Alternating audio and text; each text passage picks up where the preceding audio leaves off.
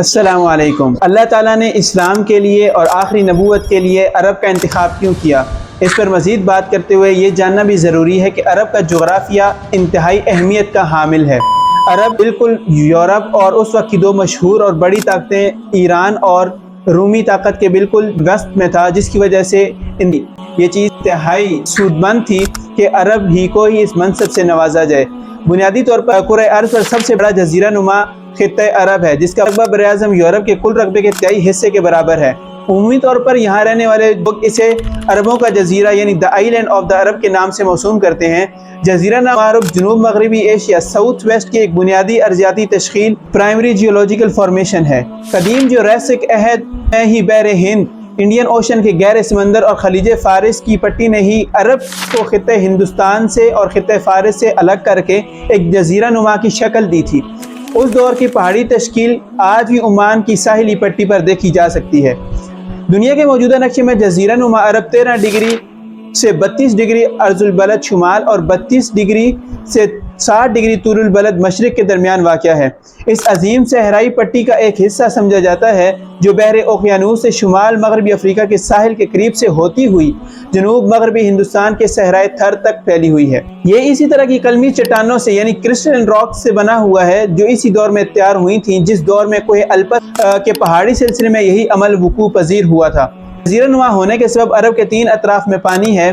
اس کے مغرب میں ریڈ سی، مشرق میں عربین پرشین گلف اور جنوب میں بحیرہ عرب یعنی کہ عربین سی ہے۔ عرب دراصل ایشیا کا جنوب مغربی حصہ ہے جو افریقہ سے صحرائے سینا، ڈیزرٹ آف سینا اور ایجپٹ یعنی مصر کے راستے سے متصل ہے۔ اگر جزیرہ نما عرب کے نقشے کو دیکھا جائے تو یہ بے قاعدہ مستطیل کی مانند نظر آتا ہے۔ شمالی حصے میں عرب کی سرزمین فلسطین، سیرین ڈیزرٹ اور عراق کے کچھ حصے سے مل جاتی ہے۔ درہ فرات اور دجلہ کے درمیان موجود وادی میسوپوٹیمیا اور خلیج فارس یعنی کہ پرشین گلف کے علاقے اس کے مشرق میں واقع ہیں، جبکہ بحر ہند، انڈین اوشن اور خلیج عدن گلف آف عدن اس کے جنوب میں واقع ہیں۔ بحیرہ عرب جو اصل میں بحر ہند کا ایک توسیعی حصہ ہے، جزیرہ نما عرب کے جنوب میں واقع ہے، جبکہ بحر احمر یعنی کہ ریڈ سی اور صحرائے سینا جزیرہ نما عرب کے مغربی سمت میں واقع ہیں۔ آپ صلی اللہ علیہ وآلہ وسلم کی بعثت کے وقت عرب کے شمال مغرب میں رومن امپائر کی حدود ملتی تھی، جبکہ شمال مشرق میں پرشین امپائر قائم تھی۔ الحیرہ کی بادشاہت عرب کے مشرق میں موجود تھی۔ جغرافیائی لحاظ سے جزیرہ نما عرب اور صحرائے شام شمال میں بغیر کسی واضح حد بندی کے ایک دوسرے سے متصل ہیں۔ ایک تصوراتی لکیر مغرب میں گلف آف العقبہ سے مشرق میں وادی دجلہ و فرات تک تصور کی جاتی ہے، جسے عرب کی شمالی حد سمجھا جاتا ہے۔ تاہم بعض لوگ سعودی عرب اور کویت کی شمالی سرحدوں کو بھی عرب کی سرحدیں ہی قرار دیتے ہیں۔ جزیرہ نما عرب اپنے جغرافیائی محل وقوع کے سبب اب اس خطے میں انتہائی اہمیت کا حامل رہا ہے۔ یہ سرزمین ہمیشہ بیرونی اقوام اور حملہ آوروں سے صحرا اور خشک آب و ہوا کے سبب محفوظ رہی ہے، جس کی وجہ سے یہاں کے لوگ دونوں اطراف بڑی سلطنتوں اور بین الاقوامی استعماری طاقتوں کی موجودگی کے باوجود مکمل آزادی کے ساتھ رہا کرتے تھے۔ اس جغرافیائی انفرادیت نے ابتدائی طور پر اہل عرب کو نہ صرف حیاتیاتی طور پر بلکہ زبانی، نفسیاتی اور معاشرتی لحاظ سے سامی نسل کے بہترین نمائندوں کے طور پر محفوظ رکھا ہے۔ یوں صحرائی زندگی کے یک رنگ تسلسل نے صدیوں تک ان کی اصل کی باقیات کو قائم و دائم رکھا ہے۔ جزیرہ نما عرب بیرونی ممالک سے تعلقات اور اپنے کلیدی محل وقوع کے سبب دنیا قدیم کے معروف براعظموں کا مرکزی نقطہ تھا، جس کے سبب اس نے قدیم دور کے تمام متمدن ممالک سے سمندری اور زمینی تعلقات استوار کر رکھے تھے۔ یوں جزیرہ نما عرب تجارت، معاشرت، مذہب اور فنون کا ایک بڑا اہم مرکز رہا ہے۔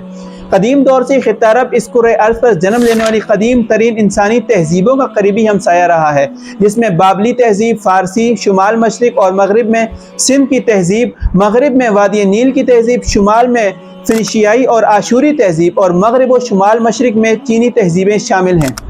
جدید محققین خیال کرتے ہیں کہ عرب کی سرزمین جو کہ صحراؤں، پہاڑوں اور پانی پر مشتمل تھی، تہذیب اور ثقافت کے اعتبار سے متعدد عظیم تہذیبوں کے نزدیک ہونے کی وجہ سے بہت اہمیت کی حامل تھی۔ جزیرہ نما عرب جسے کبھی جزیرۃ العرب یا عربستان کہا جاتا رہا، 3 براعظم و یورپ، افریقہ اور ایشیا سنگم پر واقع ہے۔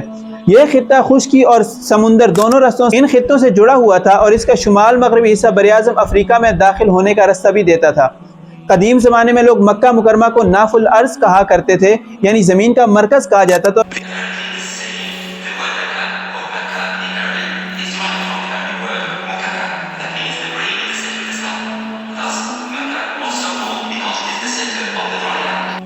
اس کا واضح ثبوت ڈاکٹر حسین کمال کی تحقیق جو انہوں نے مکہ کے سینٹر آف دا ورلڈ ہونے کی حیثیت سے تحقیق کی، ریسرچ کی، اس سے بھی معلوم ہوتا ہے۔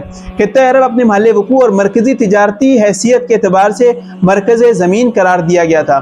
عرب کے مغرب میں بحر احمر، مشرق میں خلیج فارس، جنوب میں بحر ہند، مشرق و شمال میں بحر فرات اور شمال و مغرب میں شام اور حدود مصر واقع تھی، اور اس بنا پر جزیرہ نما سینا کے اکثر حصے کو عرب میں داخل سمجھا جاتا تھا۔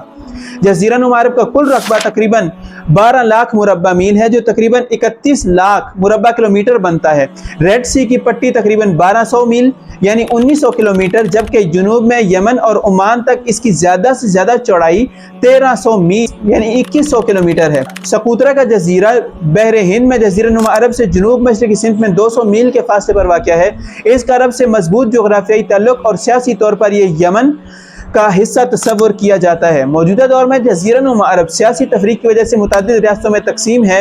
ان مختلف ریاستوں میں سب سے وسیع خطہ مملکت سعودی عرب ہے۔